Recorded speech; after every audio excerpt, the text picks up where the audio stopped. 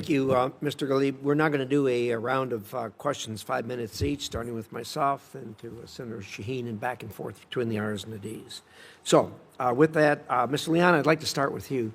One of my strongest concerns, and I think shared by most people on this dais, is our NATO relationship, which over the years has been there, got a little stale, but with the Russian attack on Ukraine has been greatly re-energized.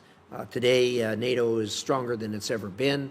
A good share of that is due to President Trump's constant reminder to them that this is an association where we're all bound together by a common goal, and that is the NATO treaty. The NATO treaty, of course, we all agreed that we would pull the wagon together for NATO purposes.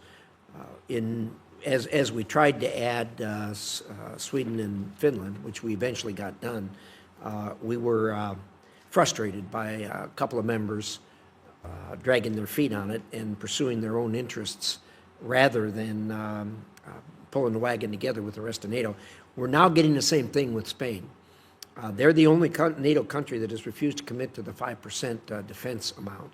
This is a matter of particular importance to not only the president, but everyone here.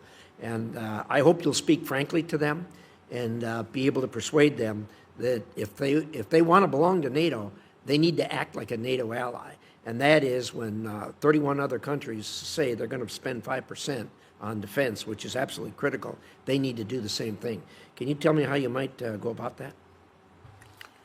Thank you for the question, Senator. It's a very important question, and it's a great challenge. It's really concerning that after Mr. Pedro Sanchez committed in the meeting they had in France, I believe, to that all European nations, including Spain, would actually come up to the 5%. Only to now claim that they're only going to go to the 2%. I will work diligently with the government of Spain to make them understand that that's a huge mistake, because they've always been a great partner to the United States for almost for a lifetime. Like they have been a great host to our military for 70 years, and so on. We know the rest of it. But I will work diligently with the government of Spain in order to have it reverse that policy and fulfill the commitment that Spain, through its prime minister, made in France to the 5%.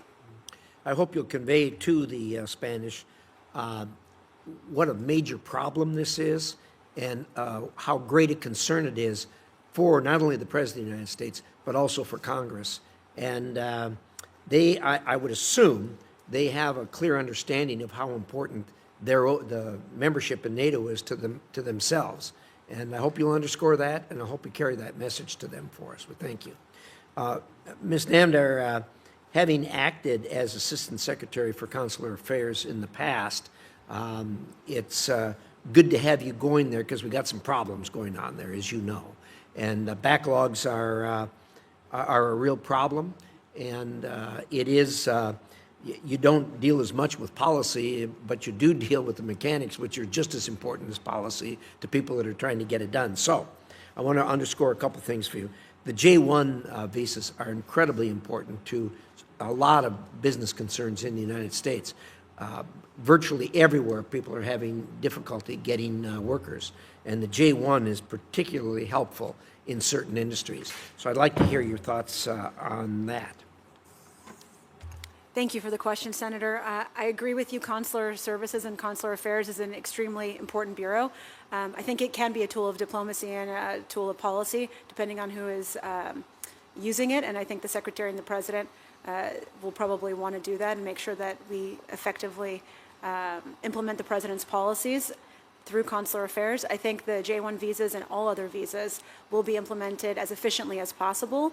I'm, as you know, not in the Bureau now. I've had experience there, but when and if confirmed, I look forward to looking into that issue for you.